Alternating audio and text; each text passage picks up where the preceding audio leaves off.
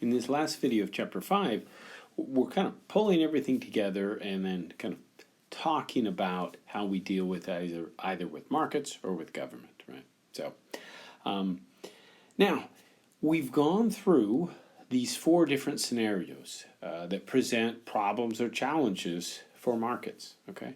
So if there's a lack of competition, we know that this sometimes, not all the time, but many times can lead to businesses providing poor quality service, high prices, a lack of innovation, right? And so generally we know that competitive markets generally serve consumers, okay? Now with externalities, we can run into problems like pollution, right? Now keep in mind with externalities, there's also positive externalities, right? Research and development, education, bees, things like that, right?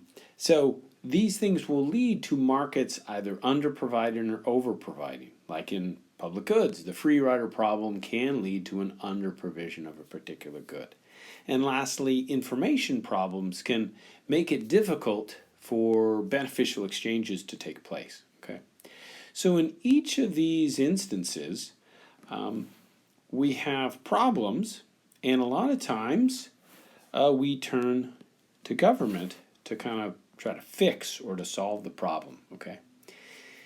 And so the key thing to keep in mind is that government's not a perfect solution to solve these problems, right? It's going to be messy either way. These are just messy problems to deal with, right? So that's why I have down here, whether we try to deal with this using market solutions, right, or we try to use government solutions, they're going to be imperfect.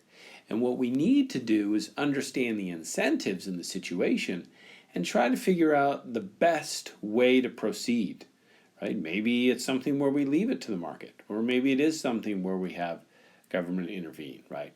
We need to kind of analyze and think about the incentives facing buyers and sellers and people involved in these transactions, okay?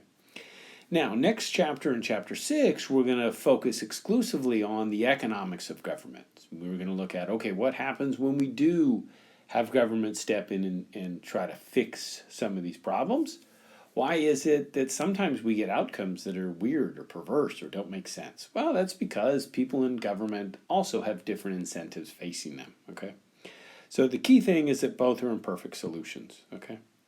So that's why we basically have this notion of market failure and government failure, okay?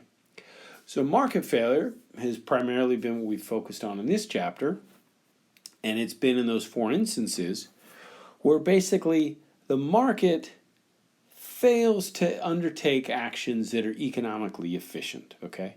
So we basically kind of define this as it's when the structure of incentives is such that markets encourage individuals to undertake actions that are not economically efficient, right? So with externalities, that's things like pollution, right? With public goods, that's where you get the free rider problem, right? So this is an over or under provision of a particular good. With information problems, this is where beneficial transactions don't take place, right? So we lump all of this together and we generally call it market failure, right? Now, as we've discussed, a lot of times these market failures are opportunities for future innovators and entrepreneurs to kind of solve these market failures. And a lot of those have occurred, right? Things like Carfax to solve information problems, ratings and reputation systems for businesses, right, to solve a lot of these problems, right? Radio stations have figured out how to solve the public good problem, right? So instead of trying to sell your radio waves to people, what you do is if you're a radio station, you sell access to listeners to advertisers, right? So businesses want to advertise and reach people. Well, they've got to pay the radio stations to get their ads on the air, right? So there's all kinds of different ways that people in markets can figure out and try to solve these different problems, right? So when there is a problem, we call this market failure, and it can be caused by any one of these 4 examples or instances, okay? Now, if government has problems implementing one of these solutions, we call this government failure, right? It's the same idea, but for government. When the structure of incentives and laws, regulations, and government provided goods is such that they encourage individuals to undertake actions that are not economically efficient, right? And again, this is what we're going to focus a bit more on in chapter 6, right? So what are the incentives facing people in government, right? And we all know and have heard different stories about inefficiencies in government, whether it's Department of Motor Vehicles, or it's the Department of Defense, or it's the Food and Drug Administration. There's different stories we've heard, right? But the key thing here is that government is not a perfect solution, right?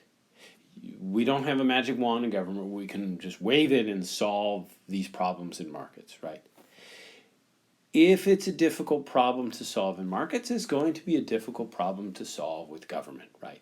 And so that's why, as we analyze these situations going forward, we need to take a step back and be good economists and basically say, okay, what are the incentives facing people as we try to solve these problems? Is this problem better left to the market to try to figure out, or is this problem better solved if we use government to intervene, okay? And so that's something we should always keep in mind as we think about market failure versus government failure and how we deal with some of these messy problems and solutions.